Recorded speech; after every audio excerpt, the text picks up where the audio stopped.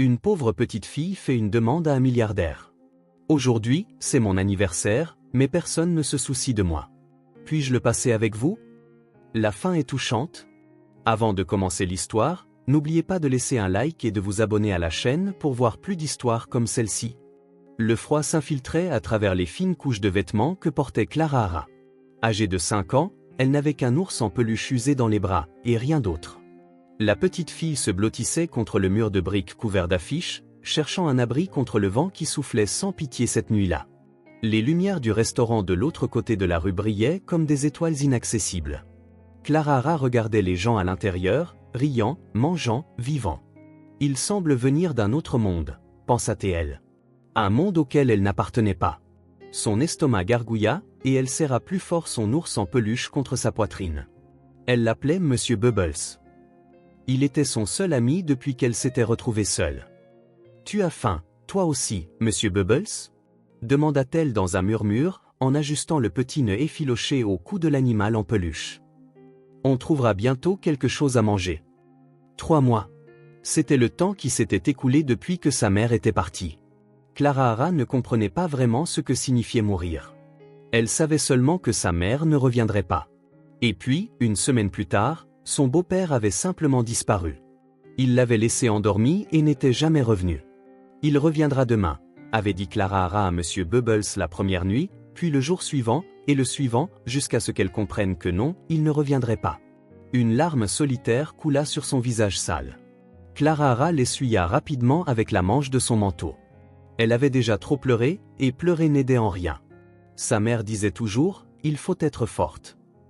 Elle se leva prudemment, ajusta sur ses épaules le sac à dos usé où elle gardait les quelques affaires qu'elle avait réussi à emporter, et commença à marcher dans les rues, éclairée par la lueur orangée des lampadaires.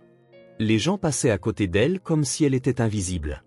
Certains détournaient même le regard. Personne ne voulait voir un enfant seul dans la rue. Il était plus facile de prétendre qu'elle n'existait pas. « Samedi est un jour spécial, tu sais, » dit-elle doucement à l'ours en peluche en marchant. « C'est mon anniversaire. Je vais avoir 6 ans. » Monsieur Bubbles ne répondit naturellement pas, mais Clara Hara imagina qu'il lui avait souhaité un joyeux anniversaire. « Merci, » sourit-elle, un sourire qui n'atteignait pas ses yeux. « Maman me faisait toujours un petit gâteau avec un glaçage au chocolat. » Clara Hara tourna au coin d'une rue, entrant dans une ruelle plus sombre. C'était sa chambre, comme elle l'appelait. Elle avait empilé quelques boîtes en carton, formant une sorte d'abri. Elle avait même un morceau de bâche trouvé dans une poubelle, qu'elle utilisait comme couverture. Elle se baissa et entra dans l'abri de fortune. Dans le coin, soigneusement plié, se trouvait une fine couverture qu'elle avait réussi à emporter lorsque son beau-père l'avait laissée dans la rue, en disant qu'il n'avait plus à s'occuper de la fille d'une autre. C'était son trésor le plus précieux, après Monsieur Bubbles. « On est bien chez soi », murmura-t-elle, répétant ce que sa mère disait quand elle rentrait à la maison. Elle s'allongea sur les cartons aplatis qui lui servaient de matelas. Les bordures lui faisaient mal aux côtes, mais elle y était habituée. Avec précaution, elle sortit de son sac à dos un petit récipient en plastique où elle gardait quelques morceaux de pain qu'une dame lui avait donné plus tôt. « Dîner d'anniversaire », dit-elle à Monsieur Bubbles, lui offrant un minuscule morceau qu'il ne mangerait évidemment pas. Clara Hara grignota lentement, savourant chaque bouchée. Elle ne savait pas quand elle aurait de nouveau à manger. Après avoir mangé, elle remonta la fine couverture jusqu'à son menton et serra fort son ours en peluche. Elle ferma les yeux, essayant d'imaginer qu'elle était dans son ancienne chambre, avec le plafond peint en bleu clair qui, selon sa mère, ressemblait au ciel. « Bonne nuit, Monsieur Bubbles », chuchota-t-elle. « Demain, ça ira mieux. » C'était ce qu'elle se disait chaque soir, comme un mantra, une promesse qui l'aidait à tenir bon. Le sommeil tardait à venir. Les bruits de la ville étaient effrayants la nuit. Des klaxons lointains, des gens qui criaient, l'aboiement occasionnel de chiens. Clara Hara avait appris à rester sur ses gardes, même en dormant. Quand elle s'endormit enfin, elle rêva de sa mère. Dans le rêve, elle fêtait son anniversaire. Il y avait un petit gâteau avec une seule bougie. Sa mère chantait « Joyeux anniversaire » de cette voix douce qui manquait tant à Clara Hara. « Fais un vœu, ma chérie », disait sa mère dans le rêve, et Clara Hara souffla la bougie, ne souhaitant qu'une seule chose, ne plus jamais être seule. Le ciel était encore sombre quand Clara Hara ouvrit les yeux. C'était ainsi chaque matin, se réveiller avant le soleil pour éviter que quiconque ne découvre sa cachette. Son petit corps était endolori par le contact prolongé avec les cartons durs qui lui servaient de lit. Un instant, elle resta immobile, essayant de retenir les derniers fragments du rêve avec sa mère. Mais ils se dissipèrent comme de la fumée. Aujourd'hui était différent. Un jour spécial dont personne, à part elle, ne se souvenait. « Bonjour, monsieur Bubbles », murmura-t-elle en serrant l'ours en peluche en lambeaux. « Tu sais quel jour on est ? Mon anniversaire. Je vais avoir 6 ans. » Clara s'assit et se frotta les yeux, gonflés de sommeil. Son estomac gargouilla, un rappel douloureux qu'elle n'avait rien mangé depuis le morceau de pain de la veille. « Allons chercher le petit déjeuner, d'accord ? Demanda-t-elle à l'ours en peluche en le glissant dans la poche de son manteau, ne laissant dépasser que sa tête. Prudemment, Clara quitta son abri de fortune, vérifiant que personne ne se trouvait aux alentours. La ruelle était encore calme. Elle prit sa bouteille contenant un peu d'eau et en but une petite gorgée. Il fallait l'économiser.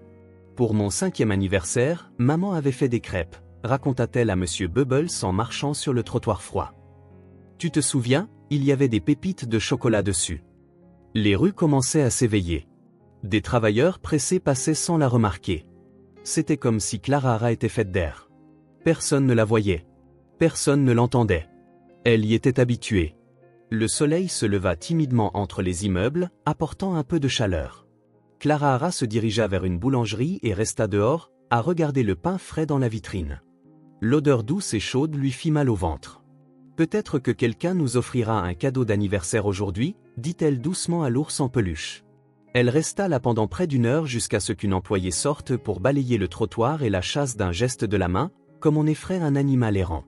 Clara continua de marcher, ses yeux cherchant quelque chose à manger. Près d'un marché, elle trouva une pomme tombée qui semblait bonne, avec un seul côté meurtri. C'était son petit déjeuner d'anniversaire. « Elle est bonne, monsieur Bubbles », dit-elle, assise sur un banc de parc, mordant le fruit avec précaution pour le faire durer. « Tu en veux un morceau ?» La journée s'étira lentement. Clara erra dans la ville, ramassant quelques pièces que les gens jetaient, regardant les vitrines des magasins et rêvant d'une vie différente. Elle devait trouver de la nourriture avant de retourner à son abri. « Essayons près de ce grand restaurant, dit-elle à monsieur Bubbles. Parfois, ils jettent de la bonne nourriture à la poubelle. Clara marcha quelques pâtés de maison jusqu'à atteindre un quartier plus élégant. Les lumières commençaient à s'allumer aux fenêtres et dans les restaurants. Des gens bien habillés passaient, certains dans des voitures brillantes. Elle s'assit sur le trottoir devant un restaurant vivement éclairé, serrant son ours en peluche en lambeaux contre sa poitrine. L'odeur de la nourriture venant de l'intérieur lui tordait l'estomac de faim. « Joyeux anniversaire à moi », chanta-t-elle doucement, se balançant d'avant en arrière. Une larme coula sur sa joue sale, mais elle l'essuya rapidement avec sa manche. Clara ne le savait pas, mais ce jour-là allait changer sa vie pour toujours. Reed Matthews ajusta sa cravate en se dirigeant vers la sortie du restaurant. Le déjeuner d'affaires s'était éternisé pendant plus de 2 heures, avec des discussions sans fin sur les fusions et acquisitions. En tant que propriétaire de l'une des plus grandes entreprises technologiques du pays, ces réunions faisaient partie de la routine, mais cela ne les rendait pas moins épuisantes. « À la prochaine, monsieur Matthews », dit le maître d'hôtel avec une discrète révérence. Reed se contenta d'hocher la tête. Il était trop fatigué pour les formalités. Ce qu'il voulait maintenant, c'était retourner au bureau, examiner quelques contrats et peut-être trouver un moment de paix avant la prochaine réunion.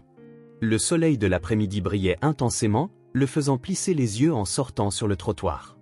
Il avait congédié son chauffeur, préférant marcher un peu pour s'éclaircir les idées avant d'héler un taxi. C'est alors qu'il la vit. Une petite fille assise sur le trottoir, serrant un ours en peluche si usé qu'on pouvait à peine dire ce que c'était. Des cheveux bruns en désordre, des vêtements sales, et un regard qui semblait bien plus âgé que ses 5 ou 6 ans apparents. Reed ralentit instinctivement. Quelque chose dans cette scène le dérangeait profondément. Les enfants ne devraient pas être seuls dans la rue, surtout avec un air si abandonné. Où étaient ses parents? Pourquoi personne ne faisait rien? Il faillit continuer son chemin. Après tout, ce n'était pas son problème. La ville avait des services sociaux pour gérer ces situations. Mais alors, son regard croisa le sien. Il y avait quelque chose dans ce regard. Ce n'était pas seulement de la tristesse ou de la peur, mais une dignité tranquille qui le prit au dépourvu. Comme si, même dans cette situation, elle se battait encore pour garder quelque chose d'intact en elle. Reed s'arrêta complètement. La fille, remarquant son attention, se redressa un peu. Ses petites mains resserrèrent leur prise sur l'ours en peluche. Pendant un instant, aucun d'eux ne parla. Ils s'observèrent simplement, l'homme en costume chair et l'enfant abandonné sur le trottoir chaud. Puis, à la surprise de Reed, la fillette se leva. D'un pas hésitant, elle s'approcha de lui. Elle s'arrêta à une distance de sécurité, tenant toujours l'ours en peluche comme s'il était un bouclier. « Monsieur », sa voix était presque un murmure, aussi fragile qu'elle. « Aujourd'hui, c'est mon anniversaire. » Reed se surprit à se pencher pour mieux entendre. « Mais personne ne se soucie de moi », continua-t-elle, les yeux fixés sur ses chaussures, comme si elle n'avait pas le courage de regarder plus haut. « Puis-je passer mon anniversaire avec vous ?» La question lui fit l'effet d'un coup de poing. De toutes les choses qu'il s'attendait à entendre, cette simple requête était si loin de ses pensées que Reed se retrouva momentanément sans voix.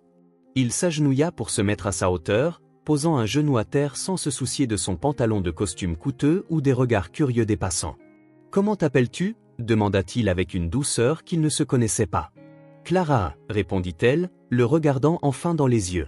« Et voici Monsieur Bubbles » ajouta-t-elle en soulevant légèrement l'ours en lambeaux. « C'est un plaisir de vous rencontrer, Clara et Monsieur Bubbles. » Reed ne put s'empêcher d'esquisser un petit sourire.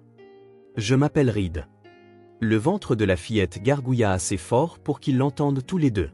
Elle baissa les yeux, embarrassée. « Tu as faim » demanda Reed, connaissant déjà la réponse.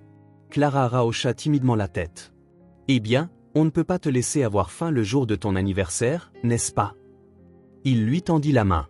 « Je connais un endroit tout près qui fait les meilleurs hamburgers de la ville. »« Qu'en dis-tu » Clara regarda sa main tendue avec méfiance.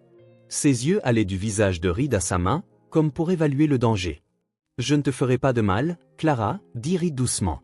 « Je veux juste aider. » Après un autre moment d'hésitation, la petite main de Clara rencontra la sienne. Elle était calleuse et sale, avec des ongles cassés qui racontaient des jours difficiles. « Monsieur Bubbles peut venir aussi » demanda-t-elle, la voix encore plus basse. « Bien sûr. Ce ne serait pas un anniversaire sans Monsieur Bubbles, n'est-ce pas ?» Un léger sourire apparut sur le visage de la fillette, si rapide qu'on pouvait à peine le voir. Reed la guida sur le trottoir, ajustant ses longues enjambées à ses petites jambes courtes. Ce n'était pas loin, juste 2 pâtés de maison. Mais pour Clara, cela ressemblait à un grand voyage. Le restaurant était un endroit simple mais accueillant. Des tables colorées, des banquettes confortables, et l'odeur incomparable des hamburgers grillés.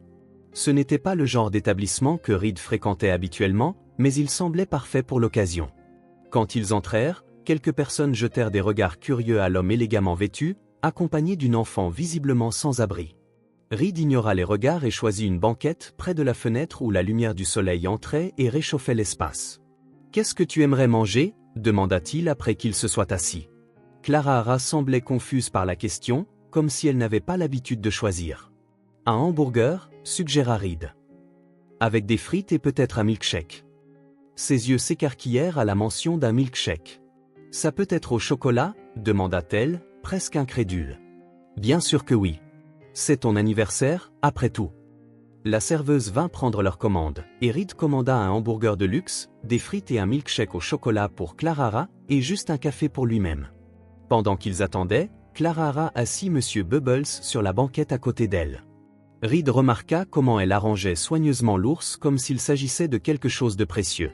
« Quel âge as-tu aujourd'hui, Clara ?»« 6 ans, répondit-elle en levant ses petits doigts sales. « 6 ans. C'est un âge important, commenta Reed.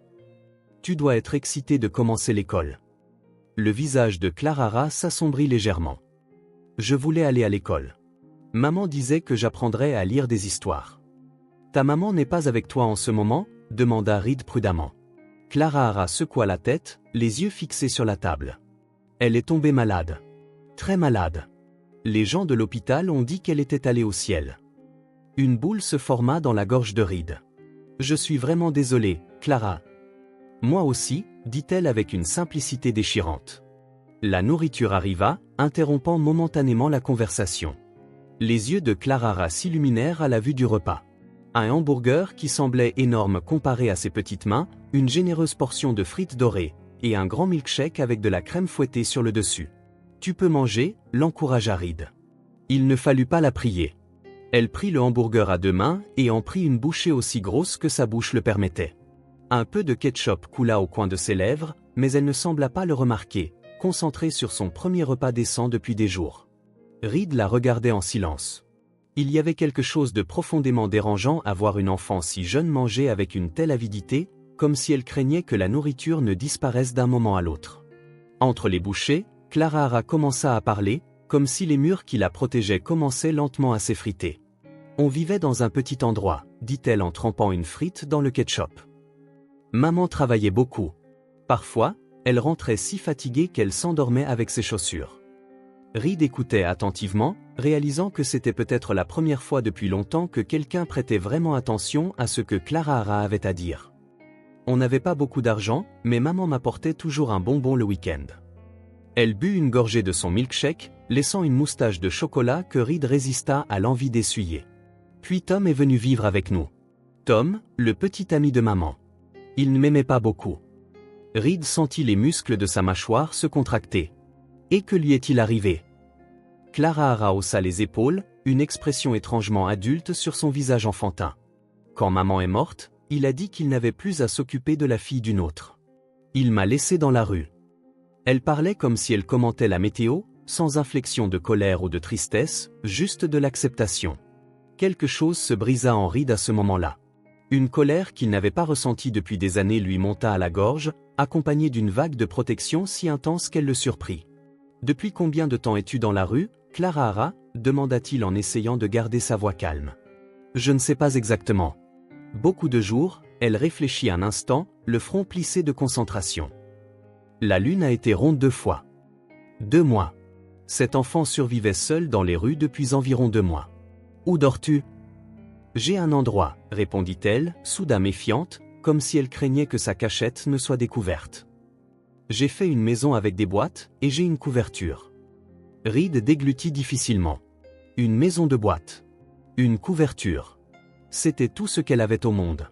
La lumière du soleil entrait par la fenêtre, créant des motifs dorés sur la table entre eux. Dehors, les gens se dépêchaient, perdus dans leur propre vie, inconscients du petit drame qui se déroulait à l'intérieur. Clara Hara finit son hamburger et se concentra sur les frites, en partageant de temps en temps une avec Monsieur Bubbles, prétendant que l'ours mangeait. « Tu aimes la nourriture » demanda Reed, essayant de chasser l'image de Clara Hara dormant dans des boîtes en carton. Elle hocha la tête avec enthousiasme, la bouche trop pleine pour répondre. « Tu sais quoi, Clara Hara ? Je pense qu'un anniversaire mérite plus qu'un simple déjeuner. » Ses yeux se levèrent, curieux. « Que dirais-tu de continuer la fête ?» suggéra Reed, croyant à peine à ses propres mots. Il avait des réunions importantes l'après-midi, des emails auxquels répondre, une entreprise à diriger. Mais rien de tout cela ne semblait important maintenant. « Fêter plus ?» demanda Clara Hara, comme si le concept était difficile à saisir. « Oui, après tout, on n'a pas 6 ans tous les jours. » Un véritable sourire illumina le visage de Clara Hara pour la première fois, transformant complètement son apparence. Soudain, elle ressemblait exactement à ce qu'elle était, juste une enfant. Une enfant qui, malgré tout, pouvait encore sourire. Et à ce moment-là, Reed sut qu'il ne pouvait pas la laisser retourner dans la rue. « Où allons-nous » demanda Clara Hara en marchant à côté de Reed, sa petite main tenant toujours la sienne avec une fermeté surprenante. Reed sourit, baissant les yeux pour croiser le regard curieux de la fillette. « As-tu déjà été dans un parc d'attractions » Clara Hara secoua la tête, mais ses yeux s'écarquillèrent d'intérêt. « C'est amusant ?» « C'est l'endroit le plus amusant du monde, » répondit Reed avec une conviction qui illumina le visage de Clara Hara. « Parfait pour fêter les anniversaires. » Ils marchèrent quelques pâtés de maison, passant devant des immeubles de bureaux et des vitrines lumineuses. Reed remarqua comment Clara Hara observait tout avec des yeux attentifs, comme si elle cataloguait chaque détail du monde qui l'entourait. Il y avait une intelligence vive derrière ce regard, malgré toutes les épreuves que la vie lui avait déjà infligées. Quand ils tournèrent au coin de la rue, le parc apparut devant eux. Une explosion de couleurs, de lumière et de mouvements qui contrastaient avec la grisaille de la ville. Même à cette heure de la journée, les lumières colorées des manèges clignotaient joyeusement, créant une scène presque magique. Clara Hara s'arrêta, bouche bée. La grande roue s'élevait majestueusement contre le ciel, tournant lentement. Le carrousel doré scintillait sous le soleil, des chevaux colorés montant et descendant au son d'une musique joyeuse. Des enfants couraient d'un côté à l'autre, tenant des barbes à papa et des ballons. C'est si beau, murmura-t-elle en serrant Monsieur Bubbles contre sa poitrine. Reed sentit une étrange douleur dans sa poitrine, un mélange de tendresse et de tristesse en réalisant que des choses si simples, que la plupart des enfants tiennent pour acquises, étaient complètement nouvelles pour Clara Hara. « Alors, on entre » l'invita-t-il, lui serrant doucement la main. Clara Hara hocha la tête avec enthousiasme, sautillant d'excitation alors qu'ils approchaient du guichet. « 2 billets, s'il vous plaît » demanda Reed au préposé. « Un adulte et un enfant. » « Le billet de la petite fille est gratuit aujourd'hui » l'informa l'homme avec un sourire. « Nous avons une promotion d'été spéciale. » Reed le remercia et prit les bracelets colorés qui donnaient accès à tous les manèges. Il s'agenouilla pour en mettre un aux minces poignets de Clara Hara. « Maintenant, tu peux aller sur n'importe quel manège que tu veux » expliqua-t-il en ajustant le bracelet pour qu'il ne tombe pas. « Tous » demanda Clara Hara, incrédule. « Tous » confirma Reed.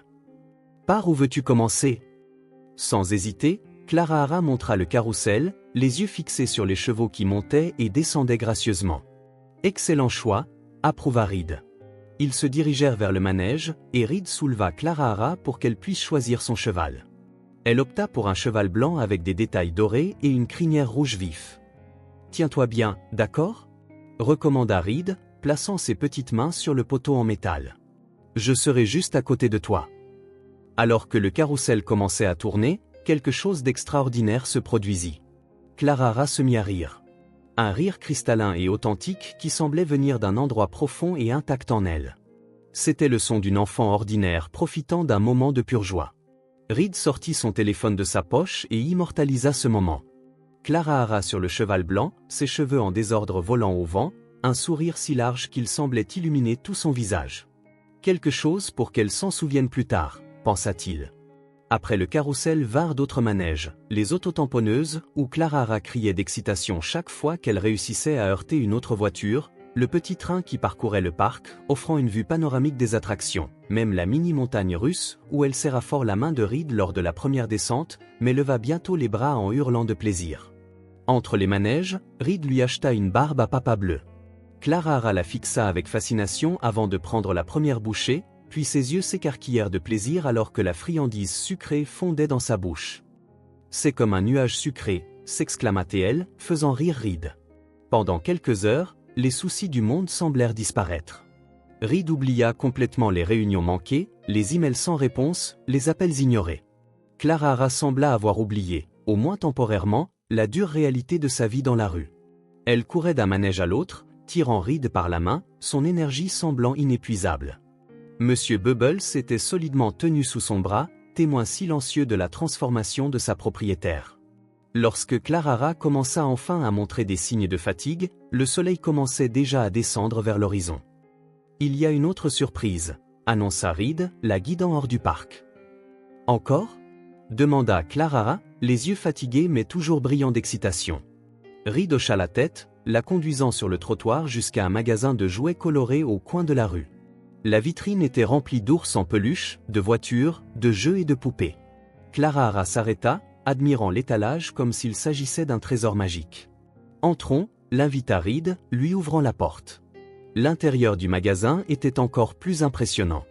Des étagères du sol au plafond remplies de jouets de toutes sortes imaginables.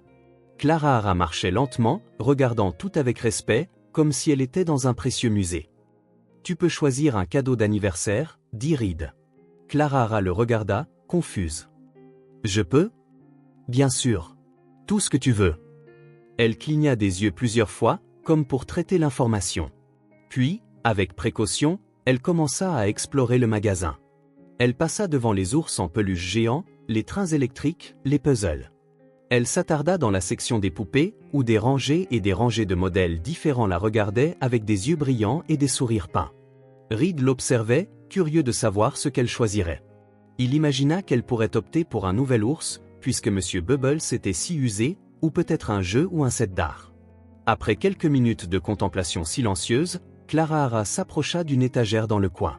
Là, assise parmi des poupées beaucoup plus élaborées et chères, se trouvait une simple poupée de chiffon avec des cheveux en laine marron et une robe bleu clair.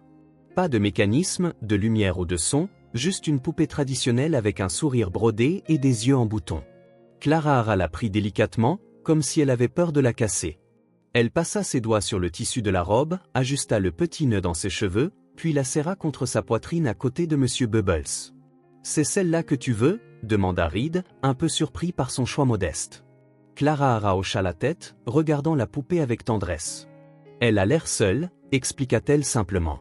« Elle a besoin de quelqu'un pour s'occuper d'elle. » Quelque chose se serra dans la poitrine de Reed.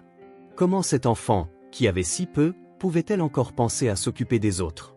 Son empathie, même après tout ce qu'elle avait traversé, était stupéfiante. « C'est un choix merveilleux », approuva Reed, la guidant vers la caisse. Quand ils sortirent du magasin, Clara tenait la nouvelle poupée dans un bras et Monsieur Bubbles dans l'autre, un doux sourire aux lèvres. « Comment vas-tu l'appeler » demanda Reed. Clara réfléchit un instant. « Étoile » décida-t-elle, parce qu'elle brille comme les étoiles dans le ciel. Le soleil commençait à se coucher lorsque Reed remarqua un petit café de l'autre côté de la rue. Les lumières jaunes et chaudes à l'intérieur créaient une atmosphère accueillante, visible à travers les grandes fenêtres.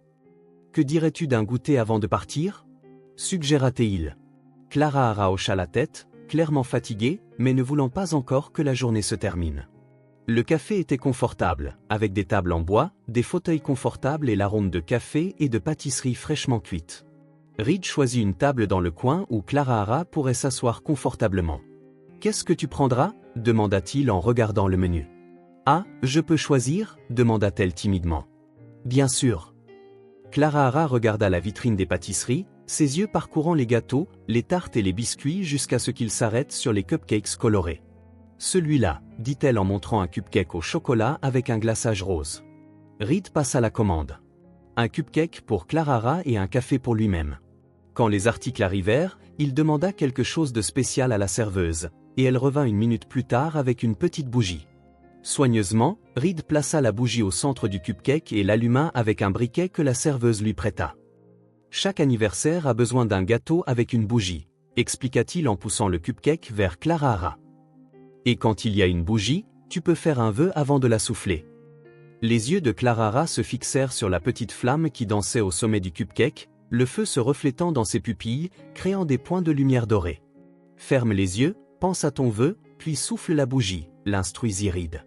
« Mais ne dis ton vœu à personne, sinon il ne se réalisera pas. » Clara ferma les yeux très fort, son petit visage plissé de concentration. Pendant plusieurs secondes, elle resta complètement immobile, prenant le vœu très au sérieux. Puis elle ouvrit les yeux, prit une profonde inspiration et souffla la bougie avec détermination. La flamme s'éteignit et tout le monde dans le café applaudit. La serveuse, le barista, et même quelques clients qui avaient observé la scène avec des sourires. « Joyeux anniversaire » souhaita Reed. Clara sourit, ses yeux brillant plus que la bougie allumée. Puis elle se pencha vers Reed et murmura « Je peux te dire mon vœu ?» Mais alors il risque de ne pas se réaliser, l'avertit-il. « Ce n'est pas grave » répondit-elle avec une sagesse qui dépassait son âge. « Je pense qu'il est déjà en train de se réaliser. » Curieux, Reed se pencha pour écouter. « Qu'as-tu souhaité ?»« J'ai souhaité avoir quelqu'un pour s'occuper de moi » répondit Clara dans un murmure, les yeux fixés sur les siens comme pour essayer de voir dans son âme. Reed sentit une boule dans sa gorge. Quelque chose se brisa et se répara en lui simultanément. C'était un vœu si simple et pourtant si profond, avoir quelqu'un, quelque chose que chaque enfant devrait avoir de droit, pas comme un souhait d'anniversaire spécial. « C'est un bon vœu », réussit-il à dire, la voix légèrement étranglée. Clara sourit, apparemment satisfaite, et commença à manger son cupcake, léchant d'abord le glaçage rose, comme tous les enfants. Reed la regardait en silence, réalisant que quelque chose avait changé en lui au cours de la journée. Ce qui avait commencé comme une impulsion pour aider une enfant abandonnée était devenu quelque chose de plus profond. Il ne pouvait pas simplement la renvoyer dans la rue après ça. Son vœu d'avoir quelqu'un pour s'occuper d'elle résonnait dans son esprit comme un appel qu'il ne pouvait ignorer. Quand Clara finit son cupcake, ses doigts et le coin de sa bouche étaient tachés de chocolat. Reed lui essuya doucement le visage avec une serviette. « Je pense qu'il se fait tard », dit-il, remarquant que le ciel à l'extérieur s'assombrissait déjà. « Où dors-tu, Clara ?» La question ramena brutalement la réalité. Le sourire de Clara vacilla un peu, comme si elle aussi se rappelait que la journée magique touchait à sa fin. « Je peux te montrer ?» demanda-t-elle avec hésitation. « Ce n'est pas loi. » Reed hocha la tête, paya l'addition et l'aida à rassembler ses nouveaux trésors, Étoile, la poupée à la robe bleue et le toujours fidèle Monsieur Bubbles. Ils sortirent du café dans la nuit tombante. Les lumières de la ville commençaient à s'allumer, créant un paysage urbain de lumière et d'ombre. Clara le guida avec assurance, tournant dans des ruelles et traversant des rues avec la familiarité de quelqu'un qui connaît bien le territoire. Après une quinzaine de minutes de marche, elle tourna dans une ruelle étroite entre deux immeubles de bureaux. L'endroit était sombre, avec seulement la lumière lointaine des lampadaires éclairant partiellement l'entrée. « C'est ici », dit Clara, sa voix baissant presque à un murmure. Reed la suivit, une oppression dans la poitrine en réalisant où la petite fille avait passé les 2 derniers mois. La ruelle était humide et froide, avec des poubelles le long des murs et une odeur distincte de négligence. Au fond de la ruelle, Clara avait créé son petit refuge. Des boîtes en carton habilement empilées formaient une sorte de cabane. Un morceau de bâche en plastique couvrait le dessus, probablement pour la protéger de la pluie. À l'intérieur, il pouvait voir une fine couverture pliée proprement sur d'autres cartons aplatis qui servaient de matelas. « C'est ma maison », expliqua Clara avec un mélange de fierté pour son ingéniosité et de honte pour sa précarité. Reed sentit la boule dans sa gorge se resserrer jusqu'à presque l'étouffer. Quelque chose en lui se révolta à l'idée qu'une enfant de 6 ans puisse considérer cela comme une maison, un tas de boîtes dans une ruelle sombre où tout pouvait arriver, où le froid, la faim et le danger étaient des compagnons constants. Clara se baissa et entra dans l'abri de fortune, plaçant soigneusement sa nouvelle poupée à côté de la couverture. Parfois, la pluie entre par les fissures, expliqua-t-elle en montrant des taches d'humidité sur les boîtes. Mais la couverture reste sèche si je m'enroule bien dedans. Reed déglutit difficilement, luttant contre l'émotion qui menaçait de le submerger. Comment était-il possible que dans une ville pleine de gens, personne n'ait aidé cet enfant? Comment était-il possible qu'elle ait été si complètement oubliée? Clara arrangeait son petit espace, semblant étrangement adulte dans ses mouvements méthodiques. Elle se préparait pour une autre nuit seule à cet endroit. Reed n'en pouvait plus. La décision se cristallisa dans son esprit avec une clarté absolue. « Clara » appela-t-il, la voix ferme malgré l'émotion. « Tu viens avec moi ce soir ?» Elle arrêta ce qu'elle faisait et le regarda, confuse. « Qu'est-ce que tu veux dire ?»« Tu ne restes pas ici, » expliqua Reed en s'agenouillant pour être à sa hauteur. « Tu viens chez moi. Aucun enfant ne devrait dormir seul dans un endroit comme celui-ci. » Les yeux de Clara s'écarquillèrent, un mélange d'espoir et de méfiance. « Vraiment ? Vraiment. Tu peux emmener Monsieur Bubbles, Étoile, et tout ce que tu veux.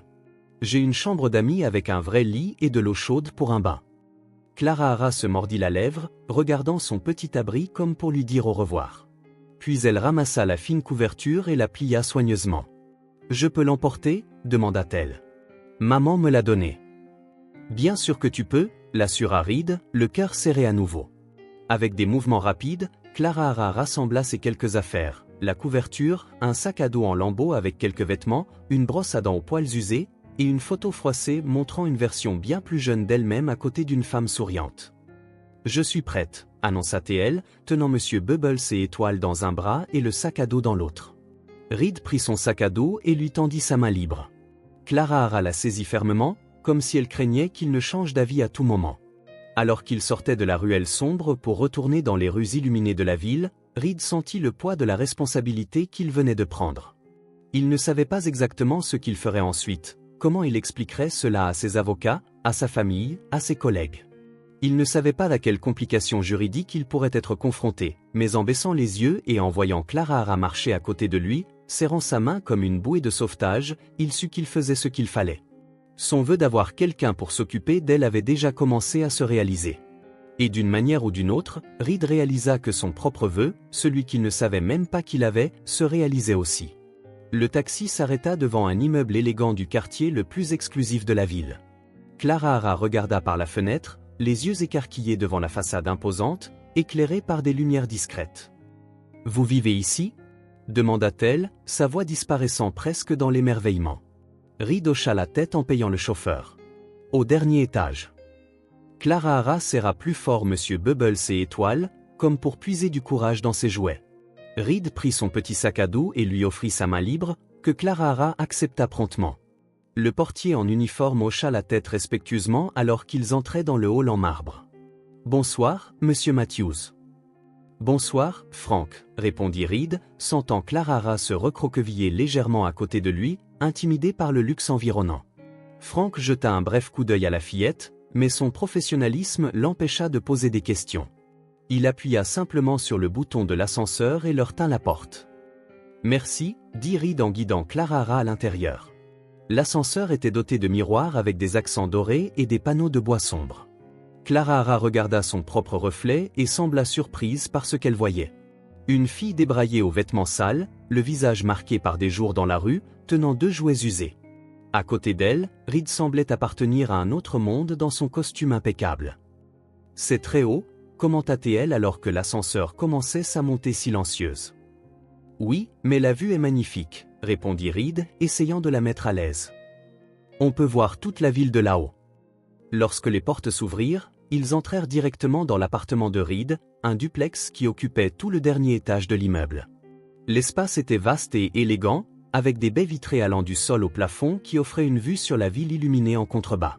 Clara s'arrêta à l'entrée, hésitant à poser le pied sur le parquet poli. « C'est bon », l'encouragea Reed. « Tu peux entrer. » Elle fit quelques pas prudents, comme si elle avait peur de casser quelque chose par sa simple présence.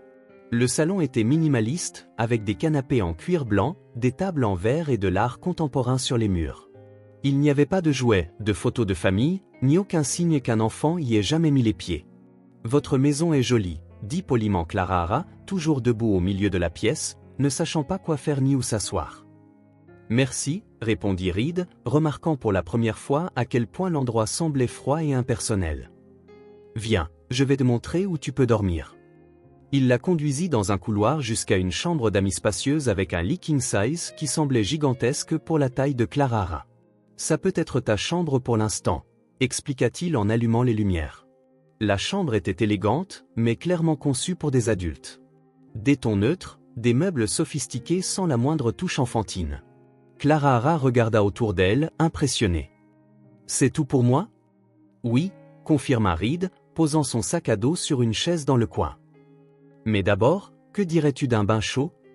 Il l'emmena dans la salle de bain attenante avec sa baignoire spacieuse et sa douche à haute pression. Il ouvrit quelques tiroirs jusqu'à trouver un t-shirt propre qui pourrait lui servir de chemise de nuit. « Je te laisse », dit-il en posant des serviettes douces sur le comptoir. « Il y a du savon, du shampoing, et tout ce dont tu auras besoin ici. Ce t-shirt peut faire l'affaire pour dormir jusqu'à ce qu'on te trouve des vêtements appropriés. » Clara hocha la tête, ayant toujours l'air un peu perdu dans cet espace luxueux. « Je serai dans le salon si tu as besoin de quoi que ce soit, » ajouta Reed. « Appelle-moi. » Il ferma la porte et retourna au salon, soudain conscient du silence qu'il ne remarquait même pas habituellement.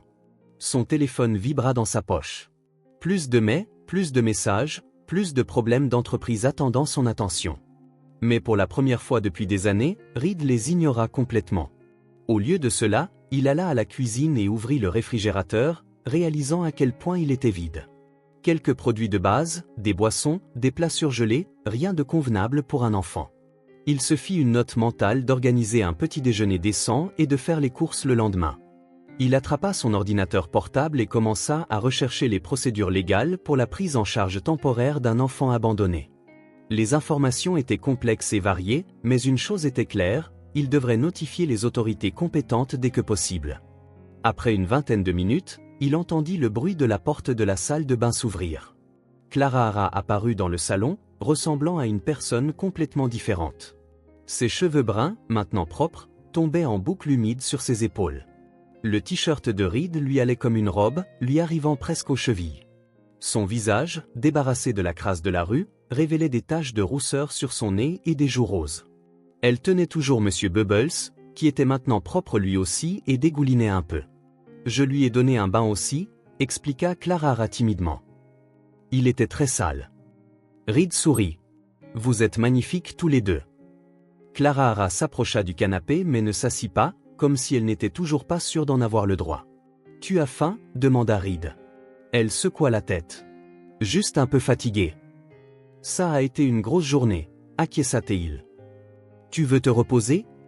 Clara jeta un coup d'œil au canapé, puis au couloir menant à la chambre d'amis. « Je peux rester ici un petit peu ?» « Bien sûr, » répondit Reed, comprenant son hésitation à être seul dans un environnement étranger. Elle grimpa sur le canapé blanc, ses petits pieds propres touchant à peine le cuir. Elle s'assit sagement dans le coin, avec Monsieur Bubbles et Étoile installés sur ses genoux. Reed remarqua qu'elle avait aussi lavé la nouvelle poupée. « Tu veux regarder la télévision ?» proposa-t-il en prenant la télécommande. Clara hocha la tête avec enthousiasme. Reed alluma l'énorme télévision qui dominait l'un des murs et chercha une chaîne de dessins animés. Il trouva un film d'animation sur une princesse courageuse et les yeux de Clara se fixèrent immédiatement sur l'écran. « Tu aimes celui-là » demanda-t-il. « Je ne l'ai jamais vu » répondit-elle, déjà complètement absorbée par l'histoire. Reed s'assit à l'autre bout du canapé, lui laissant de l'espace. Lentement, au fur et à mesure que le film avançait, Clara commença à se détendre. Ses yeux se mirent à cligner de sommeil, mais elle luttait pour les garder ouverts, ne voulant clairement pas manquer un moment de l'histoire. À un moment donné, sans que Reed ne s'en aperçoive exactement, elle s'endormit. Son petit corps s'affaissa sur le côté, sa tête reposant sur l'accoudoir du canapé, ses bras toujours enroulés autour de ses précieux jouets. Reed la regarda pendant un long moment. Endormie, Clara semblait encore plus petite et plus fragile. Les marques de la vie difficile qu'elle avait menée étaient encore visibles sur son corps trop mince, dans quelques égratignures et ecchymoses sur ses bras et ses jambes que le bain n'avait pu effacer. Faisant attention de ne pas la réveiller, il prit une couverture douce dans un placard et la couvrit doucement. Clara ne bougea pas, à l'exception d'un léger soupir de contentement lorsque la chaleur de la couverture l'enveloppa. Reed s'assit dans le fauteuil en face d'elle, regardant la fillette dormir. La télévision était toujours allumée, le volume bas, les couleurs animées se reflétant sur le visage serein de Clara. Une certitude s'installa dans sa poitrine, solide et inébranlable. Il faisait ce qu'il fallait. Peu importaient les complications juridiques, les explications qu'il devrait donner, les ajustements à sa vie. Aucun enfant, aucun, ne devrait vivre seul dans les rues, dormant dans des boîtes en carton, incertain de son prochain repas ou s'il survivrait à la nuit. Le contraste entre la Clara d'il y a quelques heures, assise seule sur le trottoir, et cet enfant dormant paisiblement sur son canapé était si frappant que cela en était presque douloureux. Comment une société entière pouvait-elle laisser tomber ses membres les plus vulnérables de manière si complète ? Avec ces pensées, Reed se permit enfin de se détendre lui aussi. La journée avait été longue et émotionnellement épuisante. Il ferma les yeux un instant, juste pour se reposer. Quand il se réveilla, la douce lumière du matin filtrait à travers les fenêtres. Il s'était endormi dans le fauteuil.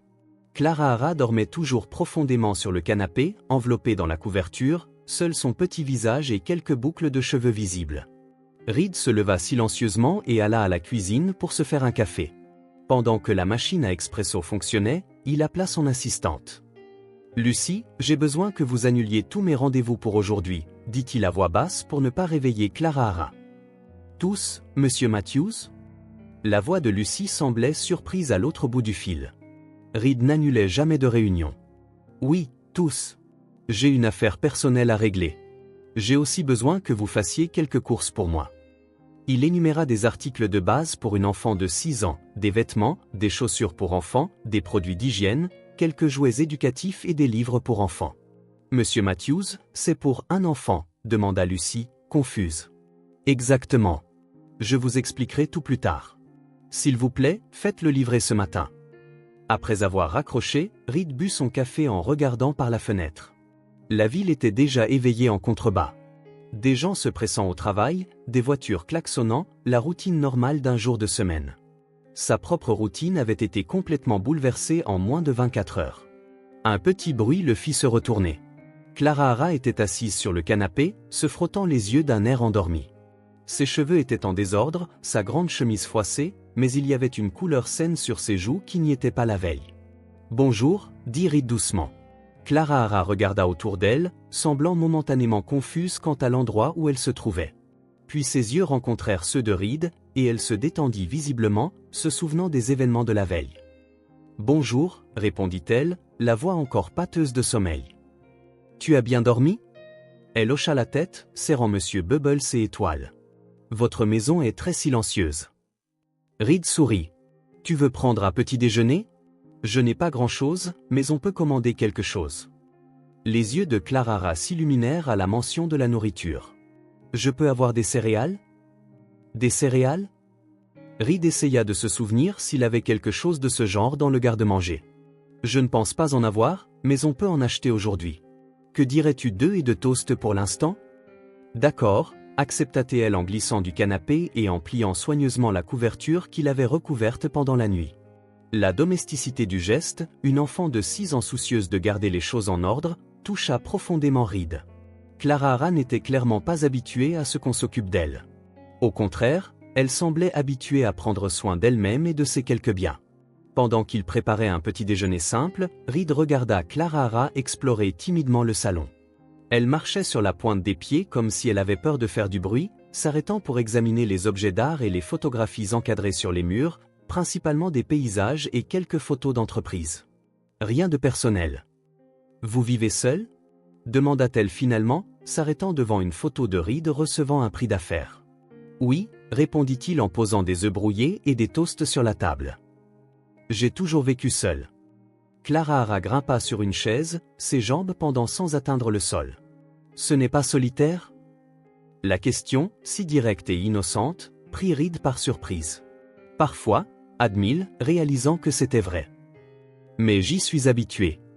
Ils mangèrent en silence pendant quelques minutes, Clara savourant chaque bouchée comme si c'était un mets rare. Merci pour la nourriture, dit-elle quand elle eut fini, avec une politesse qui semblait déplacée chez quelqu'un de si jeune. C'était très bon. De rien, répondit Reed, toujours impressionné par ses manières. Clara, des choses vont arriver pour toi aujourd'hui. De nouveaux vêtements, des chaussures, des choses pour que tu puisses jouer. C'est d'accord? Elle le regarda avec étonnement. Pour moi? Oui, tu ne peux pas porter seulement cette chemise, n'est-ce pas? Un sourire timide apparut sur son visage. Je peux vraiment rester avec vous? La question était chargée à la fois d'espoir et de peur. Reed réalisa qu'il devait être honnête mais doux. Pour l'instant, oui, répondit-il prudemment. Je vais faire tout mon possible pour prendre soin de toi, Clara. Mais il y a des règles et des lois sur les enfants sans parents. Nous devrons parler à des personnes officielles pour décider de la suite. Au lieu de s'énerver, Clara hocha simplement la tête, comme si elle s'attendait à quelque chose de ce genre. Je comprends. Dans les jours qui suivirent, une routine commença à se former. Les livraisons arrivèrent. Des vêtements colorés et confortables que Clara touchait avec respect, des chaussures qui lui allaient vraiment, des livres avec des images vives qu'elle feuilletait pendant des heures, et des jouets qu'elle organisait soigneusement dans la chambre d'amis qui était maintenant la sienne. Reed travaillait à distance, ne prenant que les réunions les plus importantes par vidéoconférence. Le reste du temps, il observait Clara s'adapter à son nouvel environnement. Elle explorait chaque recoin de l'appartement avec une curiosité croissante, un peu plus confiante chaque jour. Elle passait des heures à dessiner avec les crayons de couleur que Reed avait achetés, créant des images de maisons, de fleurs et de gens se tenant la main. Elle posait des questions sur tout, comment fonctionnait l'ascenseur, pourquoi les lumières s'allumaient sans allumettes, qui avait peint les tableaux sur les murs. Un matin, Reed la trouva sur le balcon vitré, regardant la ville en contrebas. Tout est si loin, commenta-t-elle quand il s'approcha. On dirait que les gens sont des fourmis, non? C'est une sacrée vue, acquiesça Reed en s'asseyant à côté d'elle. Avez-vous toujours voulu vivre si haut? Demanda Clara, ses yeux curieux fixés sur lui. Reed réfléchit un instant. Je ne crois pas avoir jamais pris le temps d'y penser. C'est plutôt quelque chose qui est arrivé quand j'ai commencé à avoir du succès en affaires. Clara hocha la tête comme si elle comprenait parfaitement le concept de succès en affaires. C'est joli ici, mais un peu solitaire, n'est-ce pas? La voilà de nouveau, cette observation perspicace qui semblait voir à travers toutes les couches de sophistication et de richesse jusqu'au cœur du problème. Oui, admit Reed, se surprenant de sa propre honnêteté. Je suppose que oui. Clara sourit, un sourire qui apparaissait maintenant plus fréquemment et illuminait tout son visage. Mais maintenant, vous m'avez, moi, Monsieur Bubbles et Étoile. Vous n'êtes plus seul. Reed sentit quelque chose de chaud et d'inattendu se dilater dans sa poitrine. Non, je ne suis plus seul, acquiesça-t-il en lui rendant son sourire. Au fil des jours, Reed commença à remarquer des changements en lui-même. Travailler obsessionnellement tard dans la nuit ne semblait plus si important. Au lieu de cela, il se surprenait à avoir hâte de finir ses appels pour aider Clara avec un puzzle ou lui lire une histoire avant de dormir. L'appartement changeait aussi. Des dessins colorés décoraient maintenant le réfrigérateur, tenu par des aimants en forme de fruits. Des livres pour enfants prenaient de la place sur des étagères autrefois réservées uniquement aux biographies d'affaires et à la littérature classique. Une couverture rose et violette avec des imprimés de licorne, le choix de Clara Hara, était plié sur l'immaculé canapé blanc. De petits changements, mais significatifs. La 5e nuit, alors que Reed lisait une histoire à Clara Hara dans son lit, maintenant décoré de draps de princesse et entouré d'animaux en peluche, il réalisa quelque chose de profond. Sa présence comblait un vide qu'il ne savait même pas qu'il existait dans sa vie. En regardant le petit visage attentif de Clara Hara, absorbant chaque mot de l'histoire, Reed sentit une certitude grandir en lui. Peu importaient les obstacles juridiques ou personnels, il ferait tout ce qu'il faudrait pour donner à cet enfant le foyer qu'elle méritait. Et peut-être que dans le processus, il avait aussi trouvé quelque chose qu'il ne savait pas qu'il cherchait. L'horloge numérique dans le coin du bureau indiquait 1h43 du matin. Reed Matthews était assis dans son bureau à domicile, la seule lumière provenant de la lampe de bureau et de l'écran d'ordinateur qui jetait une lueur bleue sur son visage fatigué. L'appartement était plongé dans le silence, le genre de silence qui lui avait autrefois semblé normal, mais qui contrastait maintenant avec la vie que Clara Hara avait apportée entre ses murs. La réunion avec l'assistante sociale était prévue dans 2 jours. Devant lui, étalés sur le bureau en acajou, se trouvaient des documents, des formulaires et des rapports. Toute la bureaucratie nécessaire pour entamer le processus de garde temporaire. Reed se frotta les yeux fatigués et se pencha en arrière dans son fauteuil en cuir. Il but une gorgée du whisky qu'il avait versé des heures auparavant, qui était maintenant tiède. Sur l'écran de l'ordinateur, un tableau détaillé listait toutes les étapes du processus juridique, les délais, les exigences, les possibilités. La vérité était que, même avec tout son argent et son influence, le chemin serait compliqué. Un homme célibataire sans expérience avec les enfants, sans parents proches, et une carrière qui consumait 18 heures par jour. Il n'était pas exactement le profil que les services sociaux considéraient comme idéal pour s'occuper d'une enfant traumatisée. Il se leva et se dirigea vers la fenêtre. La ville dormait en contrebas, parsemée de lumière. Quelque part dans cette immensité urbaine, il y avait une ruelle sombre avec des boîtes en carton où Clara Hara pourrait être en train de dormir si le destin ne les avait pas réunis. Cette pensée lui retourna l'estomac. Il avait appelé le meilleur cabinet d'avocats de la ville ce matin-là. L'avocat, spécialiste du droit de la famille, avait été direct. « Je vais être honnête avec vous, monsieur Matthews. Ce sera un processus long et potentiellement frustrant. Le système privilégie les parents biologiques, même éloignés. S'il trouve des parents à la fillette, vos chances diminuent considérablement. » Reed retourna à son bureau et regarda la photo qu'il gardait à côté de son ordinateur. Clara Hara, souriant au parc d'attractions, assise sur le carrousel. C'était la première photo qu'il avait prise d'elle le jour de leur rencontre, il y a seulement 2 semaines, mais cela semblait une éternité. Le conflit dans sa poitrine grandissait de jour en jour. Une partie de lui, la partie rationnelle, l'exécutif froid et calculateur, insistait sur le fait qu'il s'impliquait trop, créant des attentes irréalistes. Quel genre de père pourrait-il être? Il pouvait à peine garder des plantes en vie dans son appartement. Sa propre enfance avait été marquée par l'absence de son père, toujours trop occupé par les affaires pour assister aux pièces de théâtre de l'école ou aux anniversaires. Était-il sur le point de répéter le même schéma, promettant de s'occuper de quelqu'un, pour ensuite échouer lorsque la réalité de ses responsabilités s'imposerait? Reed prit un autre document, le rapport préliminaire que l'assistante sociale avait envoyé après sa première visite. Les mots sautaient aux yeux. L'enfant montre des signes clairs d'attachement à Monsieur Matthews et un risque de traumatisme d'abandon supplémentaire si la situation ne se stabilise pas. Traumatisme d'abandon supplémentaire. Les mots résonnaient dans son esprit. Il ferma les yeux, se souvenant comment Clara Hara lui avait demandé ce matin même, pendant qu'il prenait le petit déjeuner. « Reed, quand est-ce que tu pars ?» La question l'avait pris au dépourvu. « Partir ? Je ne vais nulle part, Clara Hara. C'est ma maison. » « Non, je veux dire ?» hésita-t-elle, remuant ses céréales avec la cuillère. « Quand est-ce que tu vas me renvoyer ?» Quelque chose se brisa en lui à ce moment-là. La prise de conscience que pour Clara Hara, l'abandon n'était pas une possibilité, mais une certitude, juste une question de temps. « Je ne vais pas te renvoyer », avait-il dit avec une fermeté qui les avait surpris tous les deux.